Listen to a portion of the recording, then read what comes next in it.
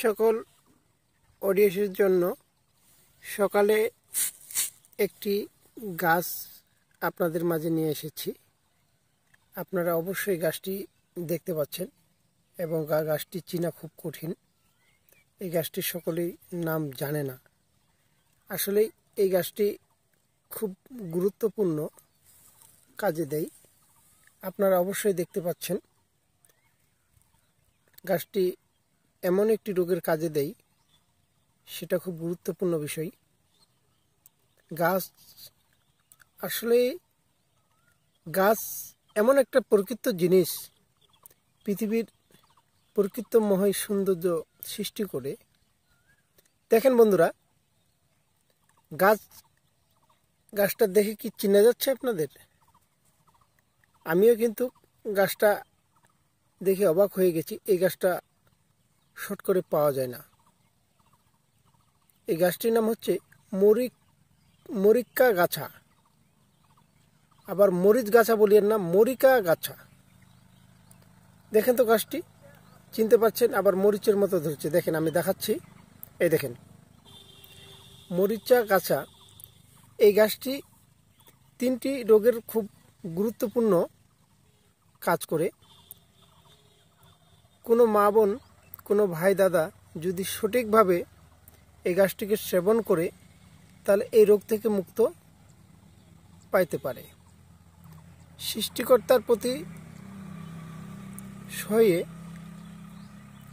আল্লাহ তাআলা পাক রাব্বানা সৃষ্টির দুনিয়ার নিয়ামত তৈরি করেছে, লতা পাতা গাছ, শুধু মানুষের কল্যাণের জন্য। আসলে কিছু কিছু বিষয় মানুষ বিশ্বাস করে না, গাছ কাজে লাগে না। আসলে বন্ধু দাদারা, গাছ অবশ্যই কাজে লাগে। গাছকে যদি সঠিক সময় সেবন করা যায়, গাছ কথা বলে। আমি গুরুত্বপূর্ণ বিষয়ে কথা বলি, ভিডিওটা এড়িয়ে যাবেন না এবং শর্ট করে টান দিবেন না। অবশ্যই মনোযোগ দিয়ে শুনবেন। যদি কাজে লাগে তাহলে নিজের হোয়াটসঅ্যাপে মেসেঞ্জারে শেয়ার করে রেখে দেবেন। রোগ 3টার কথা বলি আমি, ভিডিওটা বড় করব না, শুধু গুরুত্বপূর্ণ বিষয় কথাগুলো অবশ্যই শুনবেন। কোনো ব্যক্তির পায়ের যদি নখ কনি বসে, শুধু পিষে যদি এই গাছ পাতা ফুল ওখানে লাগাই দেওয়া যায়, তাহলে সেই রোগ থেকে মুক্ত হয়। দেখা গেছে হাতে পায়ে হঠাৎ করে কেটে গেছে, বিশ্বাস করেন, আপনি এই গাছের পাতা কিংবা ফুল আপনি তৎক্ষণিক ওই জায়গায় সেবন করবেন, সে রক্ত পড়া বন্ধ হয়ে যাবে, ঘা শুকাই যাবে। 3 নাম্বার, কাটা। আরেকটি গাছ আছে, সেটাও সেই রোগের কাজ করে। যদি কাটা কোনো জায়গায় আপনার পায়ে হাতে বিঁধে যায়, উঠাইতে পারেন না, শুধু 2টা পাতা থেতলিয়ে ওই জায়গায় রেখে দেন, অবশ্যই কাটা অটোমেটিক বের হয়ে যাবে।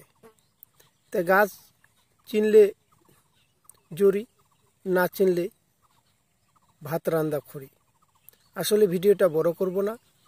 আপনারা অবশ্যই যদি আমার শ্রোতা বন্ধু হয়ে থাকেন, ভিডিওটাকে লাইক করবেন, শেয়ার করবেন, বেলনটি অন করে দিবেন। ধন্যবাদ। সকলে সুস্থ থাকুন, ভালো থাকুন।